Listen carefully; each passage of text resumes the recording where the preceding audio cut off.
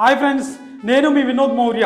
ఈ వీడియోలో రాజ్యాంగంలోని ఆర్టికల్ 26 గురించి తెలుసుకుందాం ఫ్రెండ్స్. భారతదేశం భిన్నత్వంలో ఏకత్వం మరియు బహుమతాల దేశం.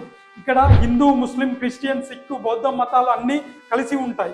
భారత రాజ్యాంగం అన్ని మతాల స్వేచ్ఛను, హక్కులను కాపాడుతుంది. భారత రాజ్యాంగంలో ఆర్టికల్ 26 ప్రకారం ప్రతి మతానికి చెందిన మత సంస్థలు లైక్ టెంపుల్, చర్చెస్, మస్జిద్ కట్టుకుని స్థాపించుకునే హక్కు ఉంటుంది. ఆర్టికల్ 26 ప్రకారం ప్రతి మతానికి కొన్ని హక్కులు ఉంటాయి. మత సంస్థలు స్థాపించుకునే హక్కు. హిందూస్ టెంపుల్స్ కట్టుకోవచ్చు, ముస్లిమ్స్ మస్జిద్లు ఏర్పాటు చేసుకోవచ్చు, క్రిస్టియన్స్ చర్చిలు కట్టుకోవచ్చు. హిందువులు గుళ్ళు కట్టుకుంటున్నా, ముస్లింలు మస్జిద్లు ఏర్పాటు చేసుకుంటున్నా, క్రిస్టియన్లు చర్చిలు కట్టుకుంటున్నా అది భారత రాజ్యాంగం ఇచ్చిన హక్కు అని తెలుసుకోండి. మరియు టెంపుల్స్కి, మస్జిద్కి, చర్చిలకి ప్రత్యేకమైన భూములు, భవనాలు వంటి ఆస్తులు ఉండవచ్చు. మత ఆస్తులను చట్టబద్ధం చేసుకోవచ్చు. అయితే మత స్వేచ్ఛకు కొన్ని పరిమితులు ఉంటాయి. పబ్లిక్ హెల్త్, పీస్, మొరాలిటీకి భంగం కలిగించవద్దు. ఇది ఆర్టికల్ 26 యొక్క వివరణ ఫ్రెండ్స్. ఆర్టికల్ 26 ప్రతి మతానికి కొన్ని ప్రత్యేకమైన హక్కులను ఇస్తుంది. ఈ ఆర్టికల్ మత స్వేచ్ఛను రక్షించే అత్యంత ముఖ్యమైన ఆర్టికల్.